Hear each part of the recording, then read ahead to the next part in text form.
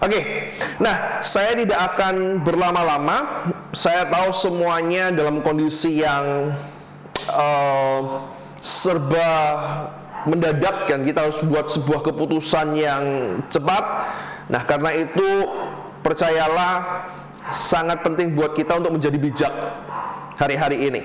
Nah, Bapak Ibu, kita akan lanjutkan pembahasan kita tentang pesan Tuhan untuk setiap kita di tahun 2022 ini. Bagaimana supaya setiap Anda dan saya bisa menaklukkan tahun ini bersama Tuhan.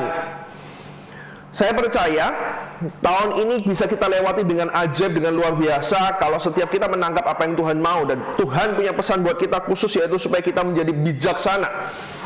Dan kemarin kita udah belajar banyak hal, kita udah sampai pada kunci yang ketiga, dan hari ini kita akan masuk pada kunci yang keempat. Oke? Nah, saya berharap ini jadi sebuah kekuatan buat kita. Ini juga sebuah kunci yang penting, saya percaya. Beberapa kunci akan saya bagikan. Itu akan jadi sebuah kekuatan buat kita. Saya berharap Anda tidak hanya menulis, tapi Anda benar-benar belajar mempraktekannya. Nah, kunci keempat ini saya kasih judul adalah tebuslah waktumu, gitu ya. Nah, ayat yang kita gunakan masih sama, yaitu kita ambil dari Kisah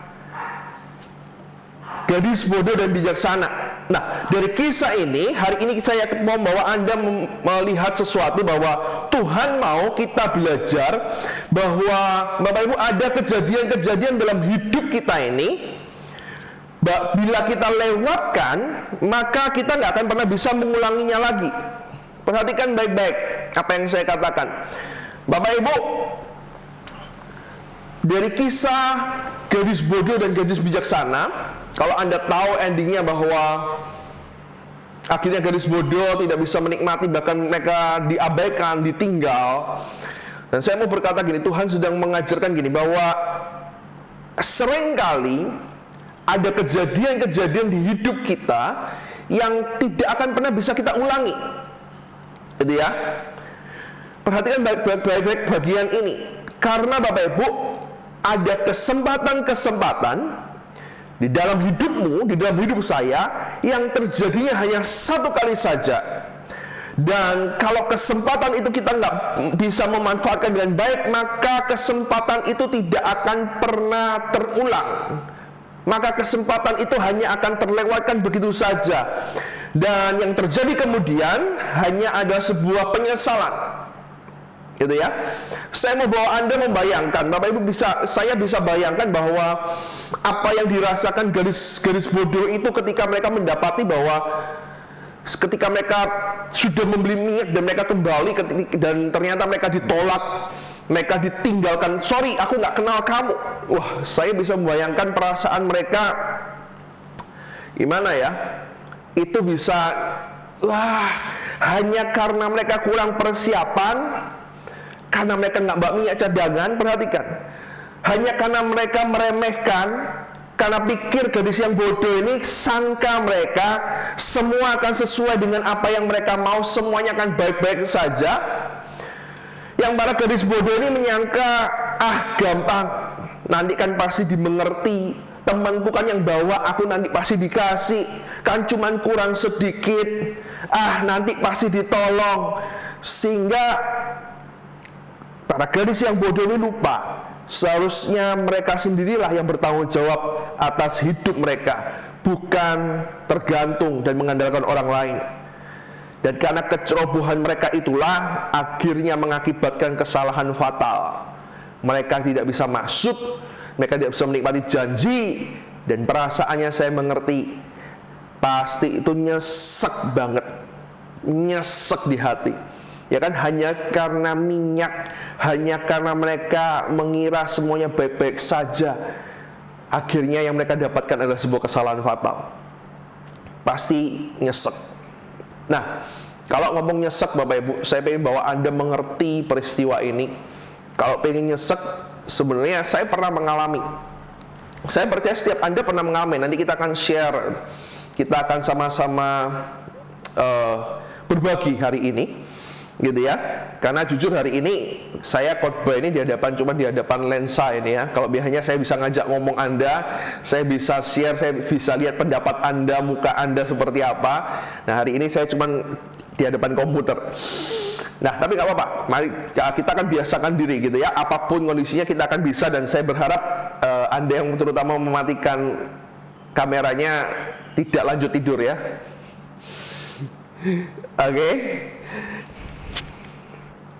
Nah, kalau ngomong nyesel, saya punya pengalaman baru aja terjadi, Bapak Ibu, persis dengan apa yang saya alami ketika kemarin saya harus operasi HNP, tulang belakang saya ini yang kejepit 2 kali, gitu ya. Saya sempat, Tuhan kok baru sekarang ya, Bapak Ibu, waktu itu saya sempat, aduh kok nggak langsung ya. Ketika saya ngalami kejadian, kenapa saya nggak langsung ke rumah sakit lalu supaya bisa langsung ditindak? Karena saya tahan itu 1,5 tahun, gitu ya. Rasanya itu bukan main, sakitnya luar biasa. Nah, Bapak Ibu, itu membuat saya cukup gini, nyesel. Aduh, kok nggak langsung ya, gitu ya. Nah, mungkin perasaan yang sama dihadapi oleh gadis-gadis bodoh. Mereka mengalami sebuah penyakit. Aduh Tuhan. Oke. Nah, saya percaya setiap Anda, setiap kita pasti punya hal-hal yang kita sesalkan di hidup ini. Benar nggak? Dalam hidup ini pasti dari sekian penyesalan, ada penyesalan yang banget, sangat, sehingga seringkali kita berpikir meskipun kejadian itu sudah lewat, tapi penyesalan itu masih ada, sehingga dalam hati ini kita berpikir, seandainya waktu itu aku nggak seperti itu, pasti hasilnya beda. Nah, saya pengen coba Anda bisa angkat tangan Anda. Nah, mungkin kamera bisa dinyalakan sebentar supaya saya bisa lihat, kita bisa berinteraksi.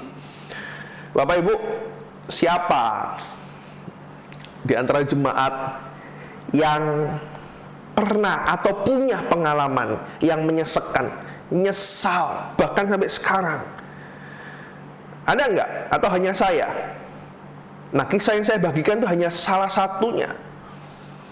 Tapi saya percaya di hidup saya pun ada beberapa, Tuhan seharusnya gini ya, aku enggak seperti itu. Kalau aku lakuin itu seharusnya aku punya hasil yang berbeda. Dan Bapak Ibu benar, enggak ada yang bisa diulang. Apakah Anda punya, kalau punya pengalaman seperti itu? Kalau Anda punya, bisa angkat tangan supaya saya bisa lihat. Ada nggak? Wah, cuma 1, 2. Jemaat EGC semua tidak ada penyesalan, semuanya hidupnya luar biasa. Puji Tuhan. Saya berharap nanti nggak ada yang konseling ya. Oh, Ibu Gembala, Pastor, ternyata saya menyesal saya sudah melakukan ini. Saya harap nggak ada, karena di sini nggak ada yang angkat tangan ini ya. Boleh saya tanya sekali lagi, apakah Anda punya pengalaman yang hari ini mungkin Anda masih ingat, itu nyesek banget, seandainya aku tidak melakukan itu? Ada nggak? Ada yang bisa angkat tangan?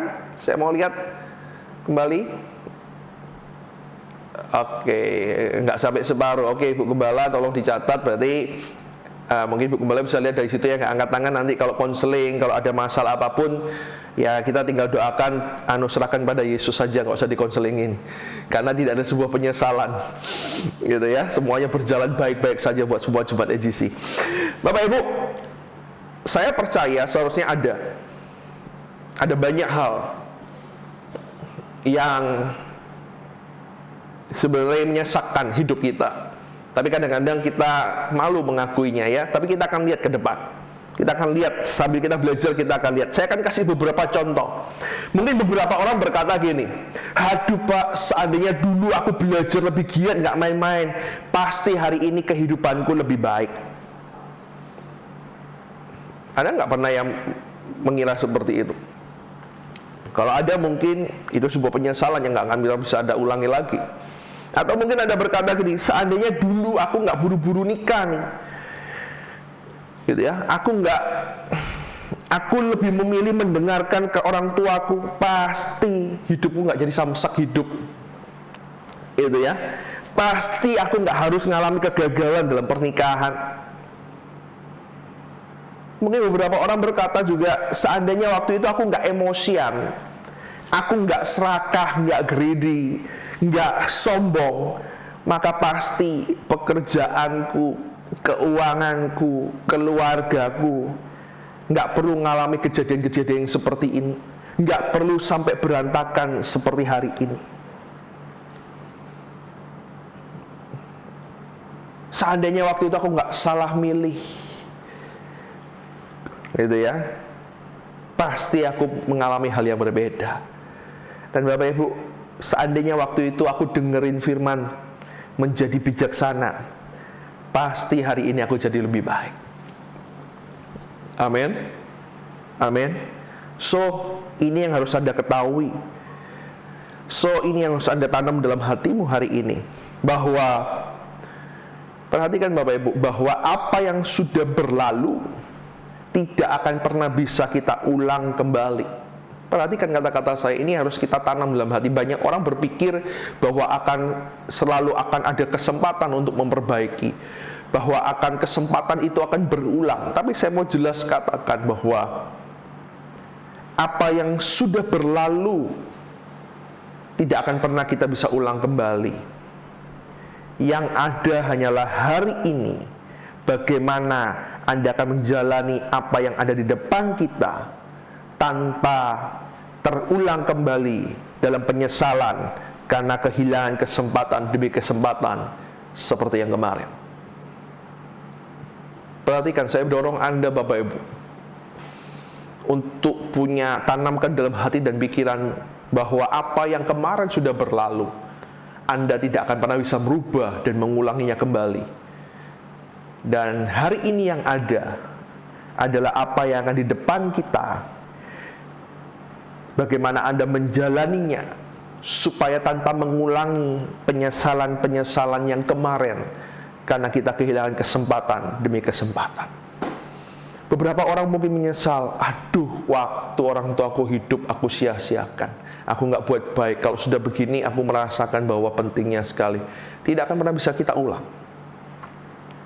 Oke? Nah, karena itu hari ini saya mau berbagi buat Anda. Ada sebuah nasihat yang luar biasa yang Alkitab tuliskan, yang Alkitab berikan untuk setiap kita, supaya Anda dan saya tidak lagi kehilangan kesempatan yang Tuhan sudah memang sediakan di depan kita, supaya kita bisa hidup dalam kemenangan di tahun 2022 ini, dan bukannya penyesalan. Siapa di sini yang mau dalam hidupnya ke depan tidak ada lagi penyesalan? Bisa angkat tangan? Bapak Ibu, siapa yang mau dalam hidupnya ke depan tahun 2022 kita akan jalani sesuatu tanpa penyesalan? Aduh eman, aduh sayang, seandainya. Siapa yang mau? Saya sangat berharap yes. Oke Bapak Ibu, kalau itu Anda mau, mari belajar sama-sama dengan saya. Buka dengan saya Efesus 5 ayat 16 dan 17. Ada sebuah pesan yang sangat bagus, pesan yang sangat luar biasa. Dan ini akan menjadi kunci kita yang keempat, supaya kita bisa menjadi bijaksana. Efesus 5 ayat 16 dan 17.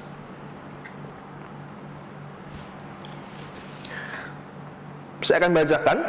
So Anda bisa buka di Alkitab Anda atau handphone Anda, karena tidak akan muncul di layar, gitu ya. Efesus 5 ayat 16 dan 17.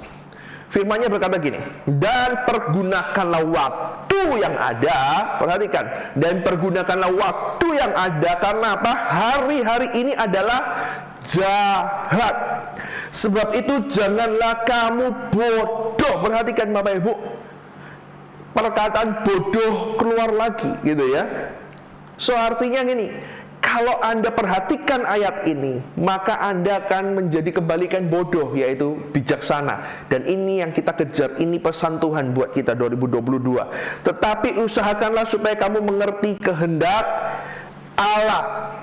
So supaya Anda dan saya tidak bodoh, supaya Anda dan saya menjadi bijaksana, kunci yang keempat yang harus kita punya, yang kita ngerti, kita kerjakan, maka kuncinya adalah gini: kita harus mempergunakan waktu kita. Pergunakan waktu yang ada. Nah, saya mau lebih detail. Saya mau lebih masuk lagi. Pak, pergunakan waktu seperti apa? Hari ini aku nggak punya banyak waktu untuk kerja, untuk kesibukanku sudah habis. Tapi apa yang Alkitab maksudkan dengan pergunakan waktu kita? Dalam terjemahan bahasa Inggris, kata pergunakanlah waktu di ayat yang 16 itu ditulis dengan kata redeeming the time.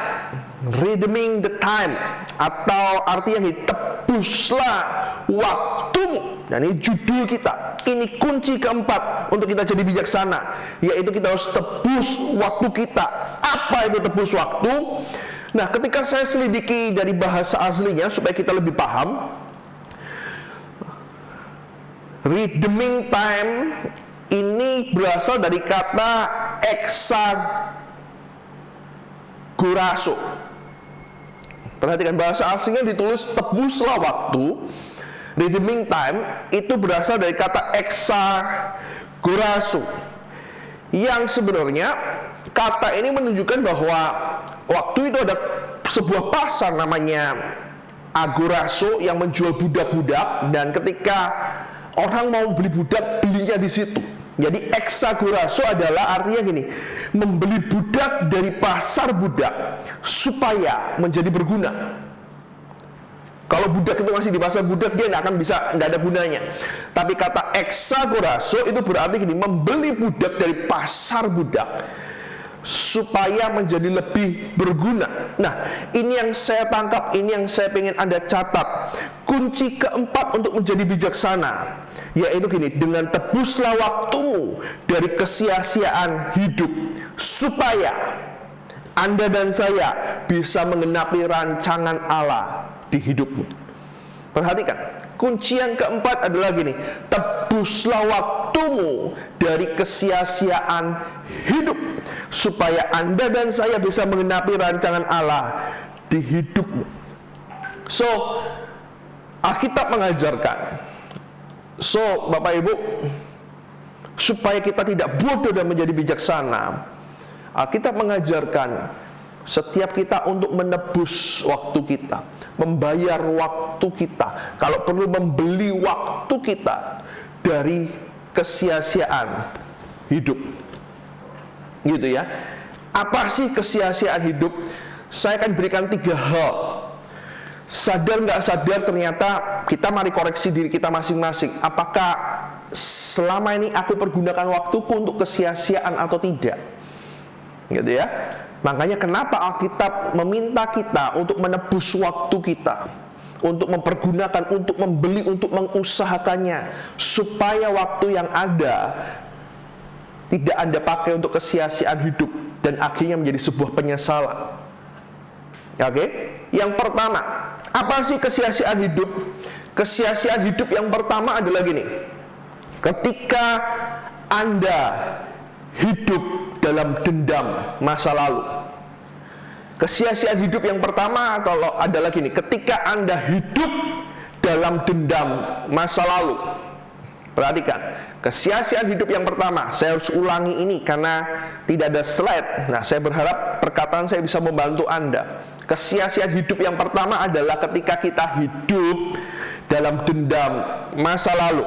Nah, Bapak Ibu, ada banyak orang nggak sadar bahwa kegagalan seringkali membawa mereka terpuruk dan selalu melihat ke belakang, selalu hidup dalam sebuah penyesalan, selalu hidup dalam rasa bersalah. Inilah orang yang hidup dalam dendam masa lalu. Ada banyak orang hidup dalam dendam masa lalunya sehingga nggak sadar bahwa itu yang buat mereka terpuruk. Orang-orang ini akan selalu lihat ke belakang. Nah, nanti saya akan bahas lebih detailnya, tapi saya mau berikan sedikit clue. Cirinya, apa sih cirinya Pak orang yang hidup dalam dendam masa lalu? Bapak Ibu, orang yang hidup dalam dendam masa lalu itu akan selalu memakai masa lalu, memakai trauma mereka. Mau masa lalu, mau penyesalan, mau kesalahan, trauma yang berakibat trauma, itu menjadi sebuah tolak ukur hari ini. Perhatikan, orang yang hidup dalam dendam masa lalu, ciri pertamanya adalah gini, selalu memakai masa lalunya, traumanya sebagai tolak ukur untuk hidup hari ini. Simpelnya gini, kalau dulu aku pernah ngalamin, maka next pasti aku juga seperti itu. Orang ini nggak pernah bisa keluar dari bayang-bayang kegagalan yang pernah dia alami. Selalu tolak ukurnya itu. Nanti kita akan bahas pelan-pelan. Ciri yang kedua, orang yang hidup dalam dendam masa lalu adalah orang yang selalu ingin membuktikan dirinya, gitu ya. Entah dulu pernah dibully, pernah dihina, pernah dilecehkan, gitu ya. Tapi orang yang hidup dalam dendam masa lalu selalu pengen buktikan dirinya. Oh, bukan aku kok, bukan karena aku kejadian itu. Selalu yang dia bicarakan hal itu. Oh, aku nggak seperti yang orang itu katakan. Jadi hidupnya cuman untuk pembuktian. Aku akan buktikan kalau aku mampu. Ada banyak orang berkata gini, dendam itu bisa buat kita lebih semangat. Hati-hati. Hati-hati. Anda akan terjebak dengan yang namanya selalu ingin membuktikan diri, entah kepada siapa. Padahal kita nggak harus membuktikan kepada siapapun. Cukup Anda jalani hidup Anda dengan yang terbaik. Mungkin beberapa berkata gini, aku pernah diremehkan Pak, miskin, orang duit-duit, goblok. Wah, aku coba buktikan ke orang itu. Hati-hati, Anda sedang hidup dalam dendam masa lalumu. Apa nanti akibatnya kita akan lihat. Dan yang ketiga, orang yang hidup dalam dendam masa lalu punya ciri yang ini. Perhatikan, secara nggak sadar, orang yang hidup dalam dendam masa lalu, maka percayalah, gambar dirinya pasti rusak, gitu ya.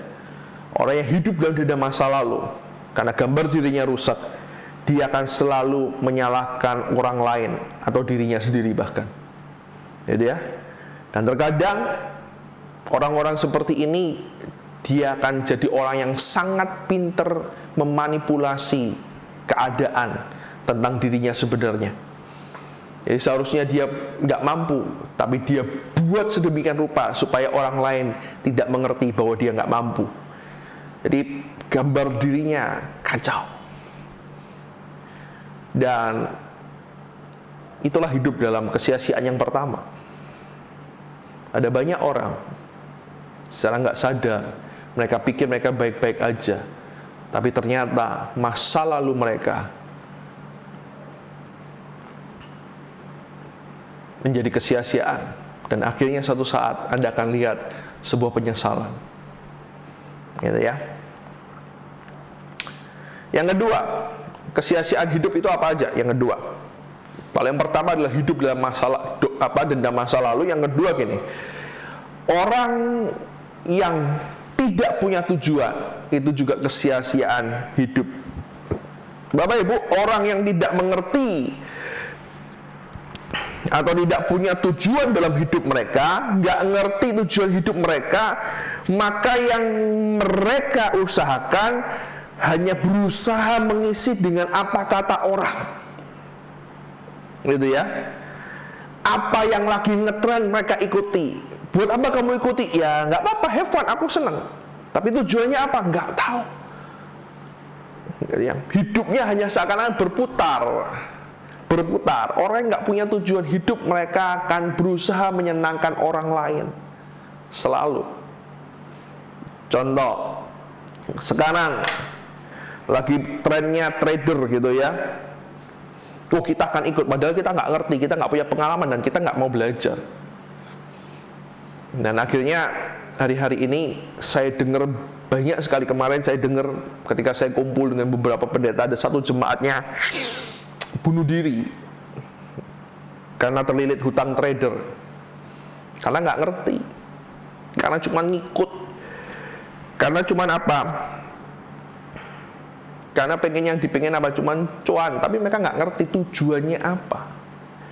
Mereka nggak punya tujuan hidup. Ada banyak orang yang mereka kejar hanya tren. Mau jadi apa? YouTuber. Nggak salah. Tapi kita harus tahu tujuan hidup kita apa. Kalau Anda ngerti tujuan hidupmu, orang lain mau buat apapun, Anda akan tetap fokus dengan apa yang Anda kerjakan. Amin. Amin. Amin, Bapak Ibu. Anak muda hari-hari ini kehilangan atau belum mengerti tentang tujuan hidup. Jadi apa yang mereka punya, mereka habiskan dengan foya-foya. Mereka berpikir punya mobil, punya uang banyak, itu tujuan hidup. Tidak. Karena semuanya, segala sesuatunya akan habis. Tidak akan ada yang abadi, kan gitu ya. Nah, nanti saya akan cobain, saya akan share yang ketiga. Nah, kesia-siaan yang ketiga apa? Kesia-siaan hidup yang ketiga apa? Kesia-siaan hidup yang kedua adalah tidak punya tujuan hidup. Kesia-siaan hidup yang ketiga adalah gini. Hidup kita dalam kesia-siaan ketika kita terjebak dalam yang namanya ambisi pribadi. Perhatikan Bapak Ibu. Kesia-siaan hidup yang ketiga adalah ketika kita terjebak dalam ambisi pribadi. Yang kita kejar hanya sesuatu yang memuaskan, untuk memuaskan diri kita. Apa itu? Yang sementara, yang duniawi. Apa sih yang sementara, yang duniawi? Sesuatu, Bapak Ibu, sesuatu yang duniawi itu gini. Sesuatu yang ketika kita bisa mendapatkan, tapi kita tidak akan pernah puas olehnya. Selalu akan ngerasa kurang, dan pingin lagi. Nah, ini yang saya katakan. Kalau tujuan kita cuman, aku harus punya mobil sport, percayalah saya, kalau itu ambisimu pribadi dan Anda kejar itu, ya mungkin Anda akan mendapatkannya. Tapi ketika Anda sudah mendapatkannya, Anda tidak akan pernah merasa puas. Anda akan pikir, aku udah dapat, senangnya cuma 1 minggu, tapi next 1 bulan mungkin, tapi next ini, aku pengen yang lain. Tidak akan pernah puas. Kekayaan, Anda kejar kekayaan, Anda kejar, Anda pengen jadi terkenal. Percayalah, ketika Anda kejar itu semua, ketika Anda sudah dapetin, Anda senangnya cuma sementara, tapi Anda tidak akan pernah puas. Itulah yang duniawi. Jadi itu pun kesia-siaan. Itu kesia-siaan hidup, karena tidak akan pernah berhenti. Amin. Amin. Nah, ada 3 hal yang akan membawa hidup kita dalam kesia-siaan hidup, seperti yang Alkitab katakan. Karena itu Rasul Paulus khususnya ketika dia menulis kepada jemaat di Efesus, dia nulis gini, maka tebuslah waktumu dari kesia-siaan hidup itu. Kalau hari-hari ini Anda pergunakan hidupmu dalam 3 hal itu, Anda hidup hanya untuk dendam masa lalu. Anda hidup tanpa tujuan, cuma ngikut yang tren supaya kelihatan keren. Kalau Anda hidup hanya untuk mengejar ambisi pribadimu, aku pengen ini, pengen itu, bukan, maka mari renungkan sebentar. Percayalah bahwa Anda akan sampai pada sebuah titik bahwa semuanya itu tidak ada maknanya dalam hidupmu. Tidak akan pernah membawa Anda kemanapun. Dan ketika Anda bangun, Anda tersadar sudah terlalu banyak waktu yang habis di tempat itu, dan habis secara sia-sia. Amin. Amin. Dan ujung-ujungnya penyesalan. Seperti apa yang dialami oleh gadis bodoh. Ujung-ujungnya sebuah penyesalan. Supaya tahun ini kita mengalami sebuah kemenangan, tahun ini 2022 hidup kita lebih bermakna, kita hidup tidak dalam sebuah kesia-siaan. Kita hidup tidak dalam, akhirnya kita menambah, aduh penyesalan 2022 hanya lewat begitu aja. Kayaknya aku belum buat apapun. Gitu ya. Kalau 2021 Anda sudah ngalami itu, aduh pandemi nggak buat apapun gitu ya, kayaknya hidup stop. Oke, cukup stop di 2021. 2022 tahun ini jangan sampai hidup kita jadi sebuah penyesalan. Amin. Amin Bapak Ibu. Mari buat tahun ini jadi sebuah tahun yang ajaib dengan menjadi bijaksana. Nah, bagaimana supaya kita bisa menebus waktu kita? Bagaimana kita ini caranya bisa bayar waktu kita, mengusahakannya supaya kita tidak hidup dalam kesia-siaan. Caranya ada di Filipi 3 ayat 13 dan 14. Mari buka dengan saya. Rasul Paulus, rasul yang sama, menuliskan hal seperti ini supaya kita tidak hidup dalam kesia-siaan, supaya kita hidup dengan menebus waktu kita, supaya hidup ini jadi lebih berharga dan bermakna. Filipi 3 ayat 13 dan sampai 14 berkata gini, saudara-saudara, aku sendiri, Paulus sendiri, tidak menganggap bahwa aku telah menangkap Yesus, aku bisa terima Yesus semuanya, belum. Tetapi ini yang aku lakukan, yang dia lakukan, supaya dia terus bisa menebus waktunya, supaya hidup ini menjadi lebih bermakna. Yang pertama yang dia lakukan adalah, aku melupakan apa yang telah di belakangku, gitu ya, dan mengarahkan diri kepada apa yang di depanku, dan berlari-lari kepada tujuan untuk memperoleh hadiah, yaitu panggilan surgawi dari Allah dalam Kristus Yesus. Oke?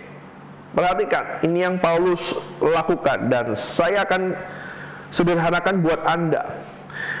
Saya tulis 3 cara bagaimana supaya kita bisa menebus waktu kita dari kehidupan yang sia-sia. Dari ketiga hal itu yang mungkin sadar atau tidak, mungkin beberapa ada di hidup kita. Nah, yang pertama Bapak Ibu adalah seperti ini. Yang pertama, Anda harus melupakan apa yang ada di belakangmu. Paulus berkata, yang pertama yang aku lakukan, aku melupakan apa yang ada di belakangku. Artinya gini, Paulus mau ngomong gini, jangan lagi hidup dalam dendam masa lalumu. Jangan lagi hidup karena Anda mau membuktikan sesuatu. Jangan lagi hidup karena orang lain pernah sakiti kamu. Karena itu caranya gimana Pak? Supaya aku nggak hidup dari kegagalan yang selalu menghantui. Bapak Ibu, seringkali ada banyak orang nggak bisa terima kegagalan yang terjadi. Nah, Paulus kasih cara yang paling jitu. Cara yang paling jitu adalah bagaimana supaya Anda tidak hidup dalam dendam masa lalu. Bagaimana supaya penyesalan, rasa bersalah itu tidak selalu menghantui kita. Caranya adalah gini, yaitu dengan melupakan. Caranya apa? Melupakan. Coba ngomong sama sebelahnya. Coba ngomong sebelahnya. Nomor 1, melupakan. Nah, Pak, tapi manusia kan nggak bisa melupakan. Nah, saya kasih ilustrasi buat Anda supaya Anda paham. Bapak Ibu, nah dari tadi saya punya yang namanya, Anda tahu ini apa namanya? Kentang, potato, gitu ya, kentang. Nah Bapak Ibu, seandainya kentang ini kayak masa lalu kita, saya punya kentang dan garpu. Kalau ditusuk garpu dan kentang, Oke, saya punya kentang dan garpu. Bapak Ibu, saya kasih ilustrasi. Kalau kentang ini kayak masa lalu kita, nah masa lalu kita yang ini, masa lalumu yang disakiti. Nah, begitu masa lalu disakiti, saya akan tusuk sesuatu yang menyakiti, sesuatu yang bekas. Saya akan tusuk kentang ini, gitu ya. Masa lalu kita ngalami kecerobohan, kegagalan, kebodohan. Nah, Bapak Ibu, apa yang akan terjadi kalau masa lalu kita ini penuh? Aku disakiti nih suamiku. Wah, aku disakiti koncoku. Wah, dulurku tuh bencana. Wah, mertuaku, papaku, konco kerjaku, ngutang gak bayar, ngemplang, gitu ya. Aku buat kegagalan, kesalahan. Tusuk lagi. Bapak Ibu, kira-kira kalau itu terus yang terjadi, kentang ini akan penuh dan ini sudah mulai keluar air. Ya, begitu kentang ditusuk, dia keluar airnya. Dan saya mau tanya, mungkin ibu-ibu akan lebih paham. Kalau ini dibiarkan beberapa hari, apa yang akan terjadi kemudian? Apa yang terjadi kemudian? Busuk ya? Benar ya? Kentang ini akan membusuk, benar ya? Nah, Bapak Ibu, tapi kejadiannya gini loh. Tapi yang aneh dan secara nggak sadar, kentang ini kayak masa lalu kita sudah mulai membusuk karena ada banyak dendam masa lalu, disakiti, gagal, diremehkan, gitu ya.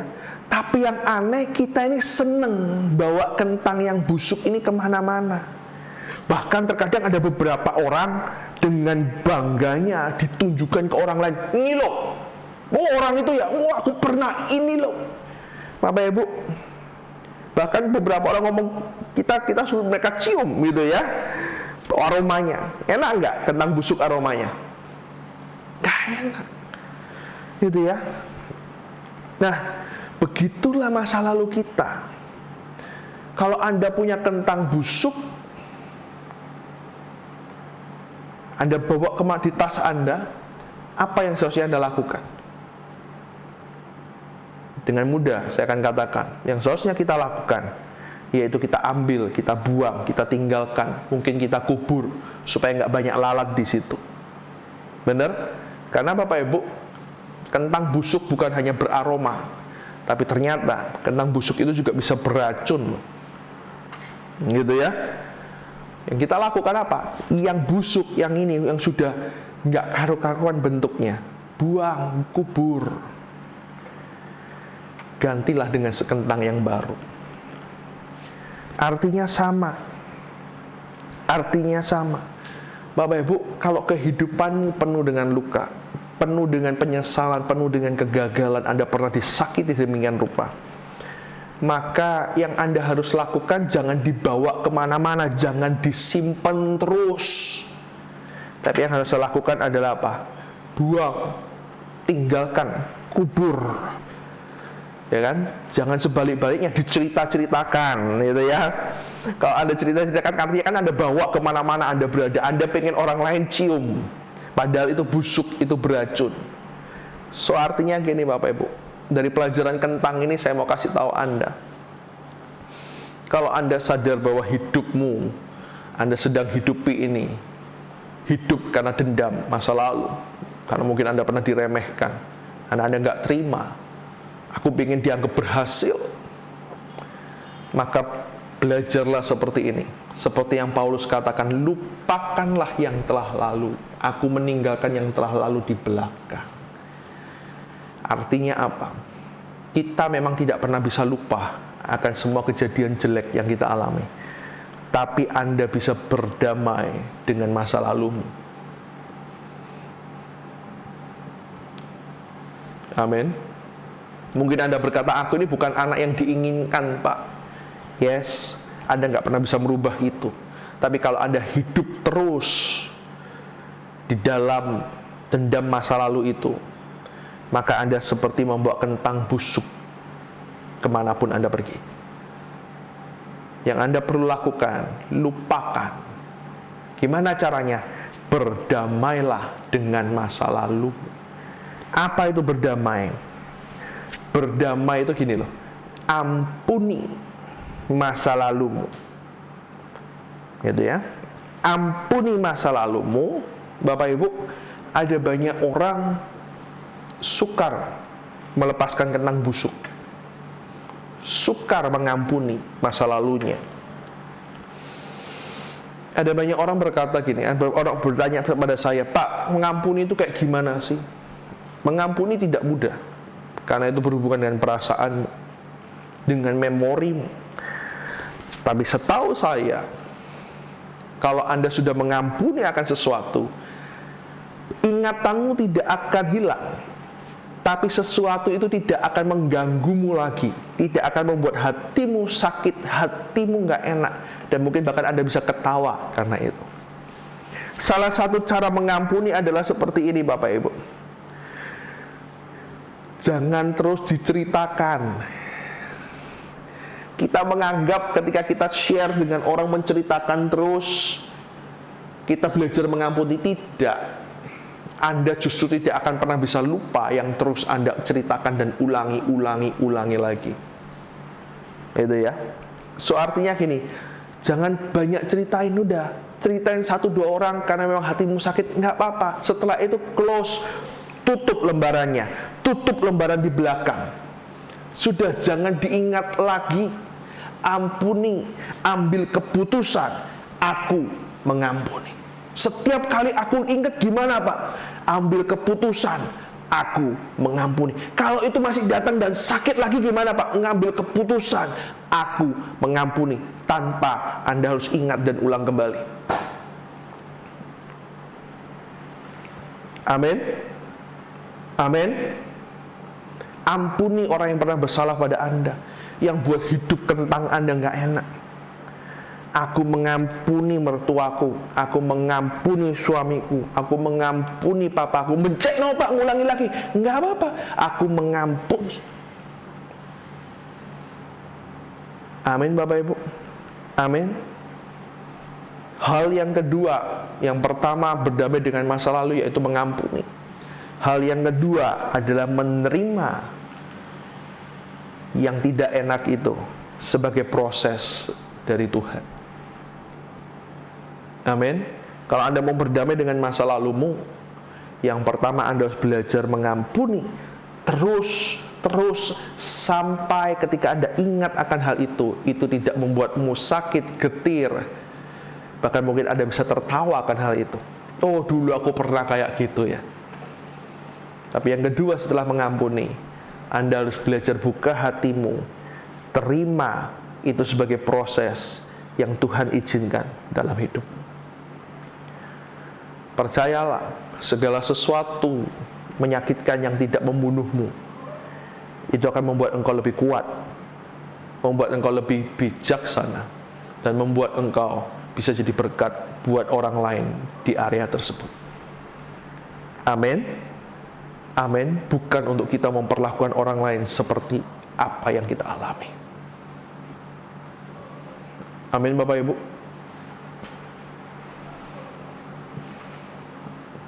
Oke. Yang pertama, supaya kita bisa menebus waktumu dari kesia-siaan hidup, mari belajar berdamai dengan masa lalumu. Ada banyak orang hidupnya habis karena dia nggak bisa berdamai dengan masa lalu. Hidupnya dipenuhi dengan kentang, bau busuk dari kentang. Bahkan terkadang dia nggak sadar bahwa hidupnya sudah jadi racun karena dia tidak bisa berdamai dengan masa lalu. Yang kedua, gimana caranya supaya kita bisa? Kalau yang tadi harus berdamai dengan masa lalu, aku melupakan apa yang di belakangku. Yang kedua adalah gini, mulai mengarahkan diri di ayat 13. Gitu ya.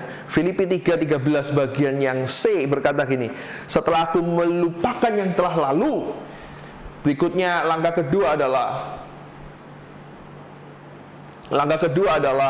aku mengarahkan diri kepada apa yang ada di hadapanku. Oke. Nah Bapak Ibu, supaya kita bisa mengarahkan diri ke depan, maka nggak ada jalan lain selain Anda harus memenuhi hidupmu dengan apa yang Tuhan katakan, dengan firman Tuhan. Kenapa? Kalau Anda nggak penuhi hidupmu dengan firman Tuhan dan kata-kata yang Tuhan katakan, maka hidupmu akan dipenuhi dengan kata orang, bahkan kata iblis. Gitu ya. Kalau Anda dipenuhi dengan kata orang, maka atau kata iblis, maka itu akan menyeretmu ke belakang. Anda nggak akan pernah bisa lihat depan, Anda akan selalu menengok ke belakang. Kenapa? Karena iblis itu akan selalu berusaha menghancurkan masa depan kita dengan menjadikan kegagalanmu masa lalu kita sebagai pengingat. Diingetin terus sama iblis, gitu ya, supaya kita nggak bisa maju ke depan, supaya kita selalu nolehnya ke belakang. Bapak Ibu, saya mau kasih sebuah quotes yang bagus sekali. Kenapa iblis kok pengennya itu menghancurkan masa depan kita dengan mengingatkan kita akan masa lalu? Perhatikan, iblis itu selalu mengingatkan masa lalu. Oh, kamu pernah kayak gini, kamu itu seperti ini. Kenapa? Karena perhatikan, yakini bahwa gini, karena iblis juga gak punya masa depan. Masa depannya udah jelas neraka. Karena itu iblis gak pingin kita juga punya masa depan. Dia pingin kita turun hancur bersama dia. Makanya yang selalu iblis gunakan untuk orang-orang adalah gini, dia akan selalu ingatkan kegagalanmu, dia akan selalu ingatkan sakit hatimu, dia akan selalu ingatkan dengan apa yang orang pernah katakan yang gak baik tentang dirimu. Dia akan selalu ingatkan gini, kamu gak layak toh, oh kamu dosa kok, hidup masih dalam dosa, kamu gak berharga, udahlah, kamu kotor, kamu pendosa. Toh lihat pernikahanmu gagal kan? Toh lihat usahamu, pelayananmu gagal. Kamu loh orang gagal. Berapa banyak kita selalu diingatkan seperti itu oleh iblis. Kerjaan iblis itu selalu mengingatkan masa lalu kita, kegagalan kita. Tuhan tidak pernah. Jadi kalau ada orang-orang yang selalu mengingatkan akan masa lalu dan kesalahanmu, berarti mereka adalah koncoe. Bapak Ibu, kalau ada orang-orang di sekitarmu yang selalu mengingatkan masa lalu, kegagalanmu, berarti mereka adalah koncoe. Iya, tetap koncomu, bukan konco iblis ya. Itu tetap koncomu. Cuma mereka nggak sadar, kadang-kadang mereka dipakai iblis untuk menjatuhkanmu. Jangan ngomong itu iblis, bukan. Itu tetap koncomu. Oke? Tapi mereka lagi nggak sadar bahwa perkataan mereka yang mengingatkan selalu kegagalan kita bukan untuk mengkoreksi dan memperbaiki kita, tapi sedang kamu itu nggak layak, kamu tidak akan pernah bisa. Ora iso wis lah, gak entos, oon. Itu sering kata-kata iblis yang pakai. Nah, caranya gimana? Untuk melawan itu, Pak. Itu sering kali muncul di pikiranku, Pak. Bahkan ketika kadang-kadang kalau aku lagi sendiri, caranya gimana? Caranya gampang, Bapak Ibu.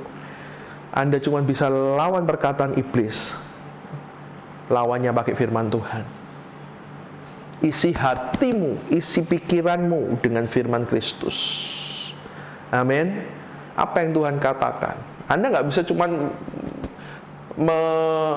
mempush diri Anda, membaik-baiki diri Anda, melegoh-legohkan diri Anda. Nggak bisa. Anda harus tahu firman-Nya apa. Firman Tuhan berkata apa? Kamu berharga di mata Tuhan. Firman Tuhan berkata apa? Tuhan datang untuk menyelamatkan yang berdosa dan memberikan masa depan yang penuh pengharapan. Amin. Amin. Firman Tuhan berkata apa? 7 kali orang benar jatuh, tapi 8 kali ia akan bangkit, karena Tuhan mengasihiku. Amin, Bapak Ibu. Amin.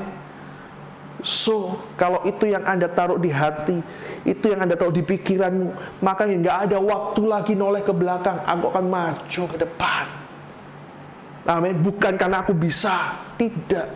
Karena Tuhan memampukan, Tuhan memberikan kasih-Nya, Tuhan memberikan masa depannya untuk aku jalani. Amin. So artinya tanpa Tuhan, tanpa Kristus, tanpa Roh Kudus di hidupmu, Anda tidak akan pernah bisa melewati hal-hal seperti itu. Mungkin Anda bisa cuma melupakan sesekali, tapi tidak akan ada yang bisa mengalahkan hal itu kecuali dengan firman Kristus. Karena firman Tuhan itu punya kuasa yang ajaib. Amin Bapak Ibu. So Anda nggak cuma bisa berhenti di pikiran positif, sepositif-positifnya seseorang. Dalam titik tertentu dia akan mendapati dirinya negatif. Tapi kalau Anda mengandalkan, Anda lihat Tuhanmu yang begitu mengasihimu, menerima kamu apa adanya, bahkan Dia terima kita waktu kita berdosa tanpa kita mau buat apapun. Dia terima waktu Anda berdosa dan Dia jadikan Anda luar biasa. Anda akan tahu bahwa kasih Tuhan tidak pernah bersyarat. Amin. Amin. Dan kalau Anda ngerasain itu, apa yang iblis tuduhkan, apa yang orang-orang ngomongin ke kamu, Anda bisa ngomong, maaf, aku punya Tuhan yang mengasihiku. Dia punya masa depan yang lebih baik. Masa laluku biar tinggal di belakang.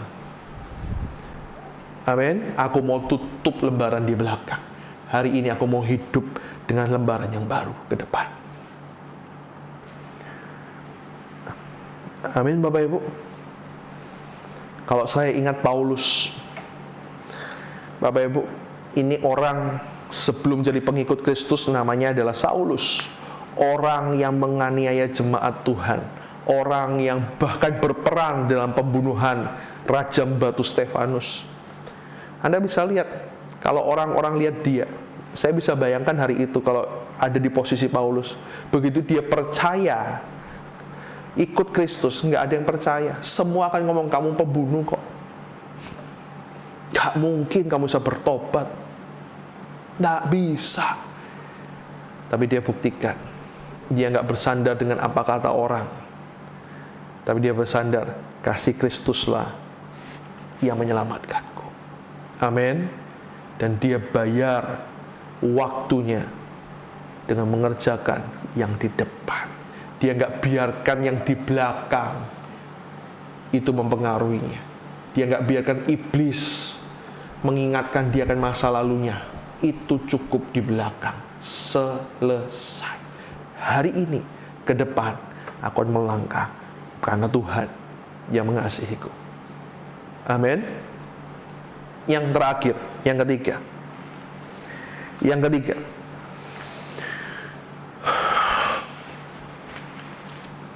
supaya kita bisa menebus waktu kita. Yang ketiga adalah mengarahkan, di ayat 14, mengarahkan segala setujuan kita kepada panggilan surgawi. Oke.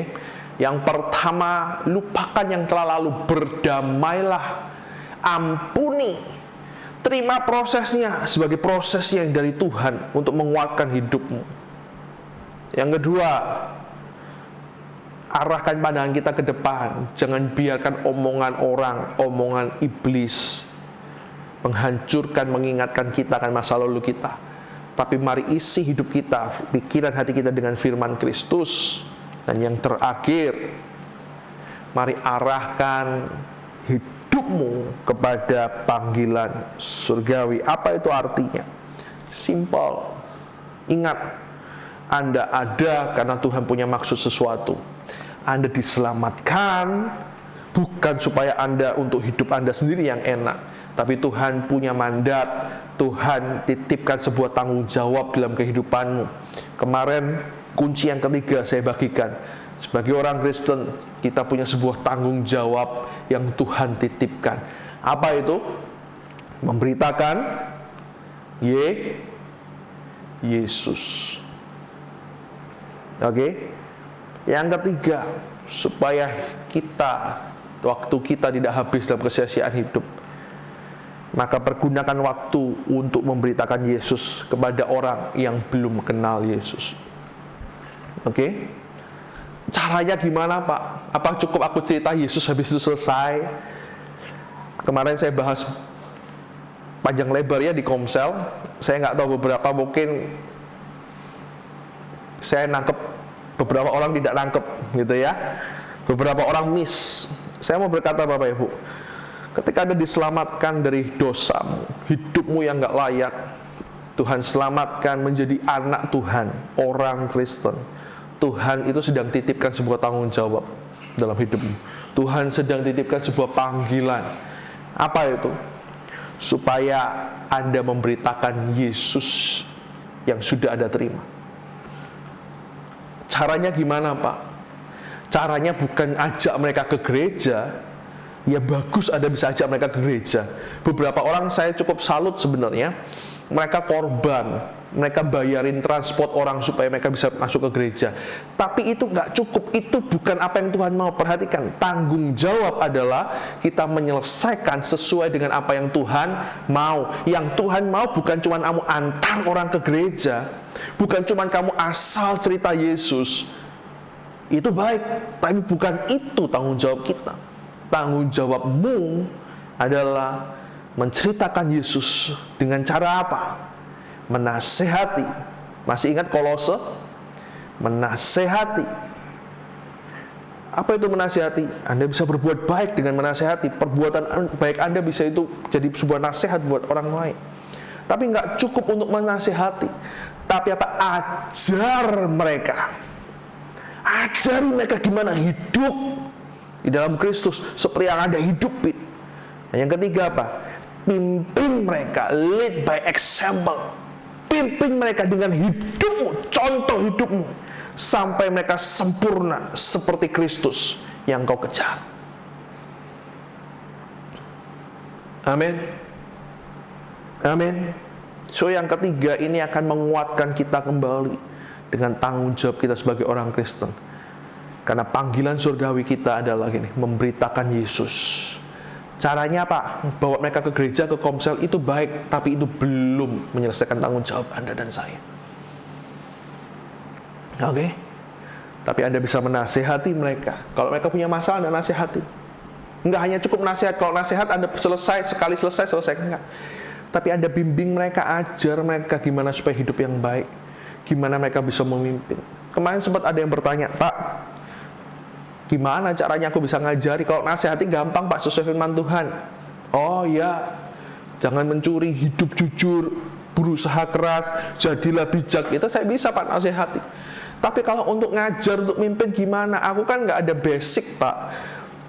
Baca Alkitab aja Senin Kamis. Kalau ingat, Bapak Ibu, saya mau ngomong gini, Bapak Ibu, Anda hidup di zaman yang sudah dipermudah untuk mengajarin orang. Anda nggak perlu sekolah Alkitab dulu, keburu Tuhan Yesus datang nanti, kan gitu kan? Dengan kondisi Anda bisa ngajarin orang gimana? Ngawur kan Pak? Enggak. Anda bisa ajar mereka bagaimana cara baca Alkitab. EGC sudah punya toolsnya. Anda ada bus, benar nggak? Yang nuntun Anda baca setiap hari. Makanya di sana kadang-kadang kita bisa share apa yang kita dapatkan supaya kita sama-sama berbagi. Itu caranya. Ajar mereka berdoa. Ada morning worship dibagikan setiap hari. Ada doa deklarasi untuk bangunkan iman mereka. Anda bisa share itu. Ke depan masih ada beberapa tools yang kita sudah sediakan. So artinya Anda hidup di zaman yang sudah dipermudah. Jadi tidak ada alasan buat kita, Pak aku nggak bisa, nggak ada. Yang ada cuma karena Anda nggak mau dan Anda egois. Anda ingin itu terima untuk diri Anda sendiri. Amin. So artinya setiap Anda bisa. Ada alat-alat tools yang sudah gereja ini sediakan. Anda bisa share YouTube yang Anda lihat hari ini. Tinggal share. Saya selalu bagikan YouTube ini.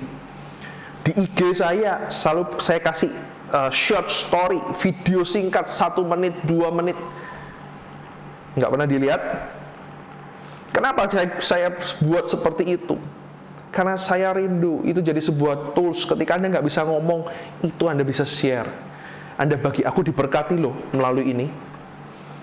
Nah, yang ketiga, memimpin. Kalau memimpin, nggak hanya Anda bagi toolsnya, tapi Anda ajak mereka, ayo kita doa pagi bareng yuk. Ayo kita morning worship bareng, meskipun tidak usah pagi-pagi nggak apa-apa. Jam 7 ya. 15 menit morning worship, nggak lebih daripada 15 menit. Anda bareng-bareng nyalain. bondonya cuma kuota. Nggak ada kan yang fakir kuota kan? Kuota sudah murah Bapak Ibu. Ya kan? Amin. Itu artinya Anda mimpin dengan contoh. Anda bagikan, Anda ajak mereka, Anda ajari, ayo sama-sama kita lihat apa yang kamu dapat apa. Anda bisa cerita. Dan kalau itu yang Anda lakukan, hidupmu akan jadi berarti. Amin Bapak Ibu. Amin. Karena saya percaya hari-hari ini ada banyak orang sebenarnya Tuhan titipkan ke Anda supaya Anda bisa nasihati mereka, Anda bisa ajar mereka, Anda bisa kasih mereka contoh supaya mereka sempurna seperti Kristus, sebagaimana Anda menghidupinya juga. Amin. Amin. Tiba-tiba akan ada banyak orang lama nggak ketemu, nggak pernah ngobrol, tiba-tiba bisa cerita dengan Anda. Aku mau cerita, bisa nggak? Itu artinya Tuhan lagi percayain Anda untuk bimbing mereka, untuk beritakan Yesus pada mereka. Tiba-tiba ada orang-orang yang mungkin Anda nggak kenal, tapi mereka, aku mau yuk, ajarin aku, bagiin aku yuk. Gitu ya, bukan bagi maki-maki Anda, bukan bagi sesuai dengan apa yang Anda mau, Anda tahu, tidak. Waktu dia hidup karu-karuan kok, enggak. Justru karena itu Tuhan mau Anda berusaha perbaiki hidupmu supaya Anda bisa jadi berkat buat orang lain. Amin. Amin. Bapak Ibu, saya nggak akan perpanjang hari ini. Mari, kunci jadi bijak yang keempat. Tebuslah waktu dari kesia-siaan hidup.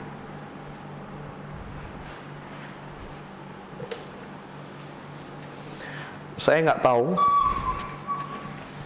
berapa banyak dari kita sudah menghabiskan waktu kita dengan menyia-nyiakan hidup kita, dengan kita hidup dengan dendam masa lalu, hidup dalam dendam masa lalu, hidup karena kita nggak punya tujuan, hidup karena obsesi diri kita sendiri. Kalau itu Anda hari-hari ini, mari di tahun 2022, saya ajak setiap Anda, mari belajar berdamai dengan masa lalumu. Mari ampuni, mari terima proses yang Tuhan izinkan. Mari penuhi hidup kita dengan firman, supaya iblis orang lain tidak dengan mudah bisa menyeret kita untuk hancur, mengingatkan akan masa lalu kita. Dan yang ketiga, mari kejar panggilan surgawi kita, beritakan Yesus. Amin. Amin. Hari ini khotbah saya sampai di sini. Saya mau ngajak Anda, setiap Anda, untuk bernyanyi sama-sama. Mari kita renungkan.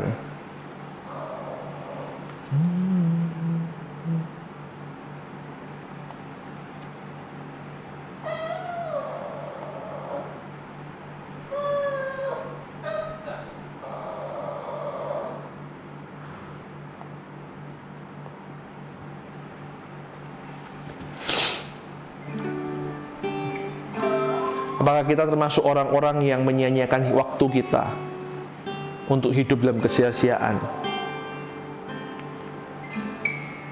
Kalau itu Anda, mari. Kalau Anda termasuk orang-orang yang hidup dengan masa lalumu, dalam dendam masa lalumu, pagi hari ini Tuhan mau ngomong khusus buat Anda. Mari ampuni. Mari buang kentang busukmu. Mari buang masa lalumu, tutup masa lalumu. Ampuni, ambil keputusan, aku mengampuni. Aku mengampuni suamiku, aku mengampuni istriku, aku mengampuni papa mamaku, aku mengampuni mertuaku atas apa yang mereka sudah pernah lakukan. Nggak usah diingat, nggak usah diperpanjang. Tuhan ngerti, dan Tuhan mau Anda tutup masa lalu. Ampuni. Tapi nggak enak, sakit, percayalah, Tuhan ngerti, dan Tuhan punya maksud untuk jadikan itu jadi sebuah proses, sehingga di mana ketika kita bisa mengampuni, kita bisa berdamai, Anda akan mencapai yang ketiga. Dari apa yang Anda alami, Anda bisa ajarkan, pimpin orang lain bagaimana cara Anda bisa keluar dari dendam masa lalu. Amin. Amin. Jangan pernah biarkan orang lain, iblis, selalu mengingatkan akan masalahmu, masa lalumu, kegagalanmu. Ingat apa yang Tuhan katakan. 7 kali orang benar jatuh, tapi 8 kali dia akan bangkit. Karena Tuhan yang beserta dia. Tapi bukan berarti Anda tidak koreksi diri Anda. Anda koreksi diri, perlu. Supaya kita tidak mengulangi penyesalan-penyesalan yang sama. Dan yang terakhir, saya percaya hari-hari ini sangat yakin Tuhan sedang membuat kita mengerjakan apa yang Tuhan mau. Panggilan surgawi, memberitakan Yesus. Mari sama-sama tutup mata kita. Mari sama-sama. Apa yang telah terjadi dan yang akan terjadi bisa mengubahkan. Kau tetap Tuhan yang baik. Sama-sama. Apa yang telah terjadi dan yang akan terjadi tak bisa mengubahkan. Kau tetap Tuhan yang baik. Apa yang telah terjadi dan yang akan terjadi tak bisa mengubahkan. Kau tetap Tuhan yang baik. Kau tetap Tuhan yang baik. Kau tetap Tuhan yang baik. Percayalah Tuhan punya masa depan yang ajaib buat setiap kita. Tapi Anda harus usahakan, Anda harus tebus waktu-waktumu. Jangan hidup dengan kesia-siaan seperti gadis-gadis bodoh. Mari belajar bertanggung jawab. Mari belajar preparation. Mari belajar tunaikan apa yang Tuhan percayakan. Dan hari ini kita belajar. Mari pergunakan waktu kita yang ada hari-hari ini sesuai dengan apa yang Tuhan mau. Lupakan yang di belakang. Tutup lembaran itu. Arahkan pandanganmu ke depan. Dan kejar, berlari, usahakan apa yang Tuhan mau engkau kerjakan. Saya percaya tahun 2022 akan jadi sebuah tahun yang berbeda. Tahun dimana bukan hanya terlewat begitu saja seperti tahun-tahun kemarin. Tahun 2022 bukan tahun yang akan Anda sesali. Tapi tahun ini akan jadi sebuah tahun di mana Anda akan merasakan ada Tuhan yang hebat berjalan di depan. Dan aku melangkah dengan penuh keyakinan. Dan aku kalahkan tahun ini, aku taklukkan tahun ini. Apapun yang terjadi, aku mau katakan, dia baik karena hari ini. Karena hari ini Tuhan, aku belajar berdamai dengan masa laluku Tuhan. Aku belajar bahwa perkataan yang paling penting adalah perkataan-Mu. Dan aku belajar hari-hari ini yang harus aku lakukan. Karena aku percaya ada orang-orang yang Tuhan titipkan, sengaja titipkan, pertemukan dengan aku. Supaya aku bisa ajar mereka, nasihati mereka, dan pimpin mereka. Supaya mereka sesuai dengan Kristus. Sebagaimana aku juga mengikuti Engkau Tuhan. Terima kasih Bapak, terima kasih Tuhan, terima kasih.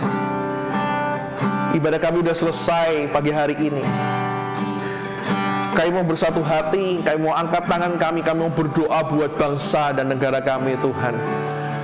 Bahwa hari ini pun Tuhan tolong, anugerah-Mu tercurah, biar kasus COVID ini juga segera mungkin selesai dengan baik. Dan kami gak lupa, kami mau berdoa buat teman-teman kami, biar anugerah-Mu turun. Hari-hari ini teman kami yang sedang sakit, mau mereka sakit flu, sakit apapun, sakit juga terinfeksi COVID pun, kami percaya, kami berdoa bilur-bilur Yesus yang menyembuhkan, memulihkan mereka dengan sempurna saat ini Tuhan. Terima kasih kesembuhan-Mu turun atas mereka. Kami juga berdoa untuk ke depan. Kami percaya langkah hidup kami, masa depan kami Tuhan sudah tentukan yang terbaik. Terima kasih Bapak, terima kasih, kami ucap syukur dimanapun kami berada. Mari angkat kedua tangan kita, terimalah berkat yang melimpah dari Allah Bapa, Allah Abraham, Allah Ishak, Allah Israel, yang sekarang menjadi bagian dalam hidup kita, karena kita juga keturunan Abraham. Cinta kasih dan damai sejahtera dari Tuhan kita Yesus Kristus, yang selalu menyertai kita setiap hari, setiap waktu, dan persekutuan Roh Kudus yang selalu menyertai kita, melindungi kita, dan mengingatkan kita kembali ketika kita, dan menarik kita kembali ketika kita keluar dari jalan Kristus. Dan terimalah semua berkat ini hanya di dalam nama Tuhan Yesus. Kami ucap syukur dan berdoa. Yang percaya katakan sama-sama, haleluya, amin.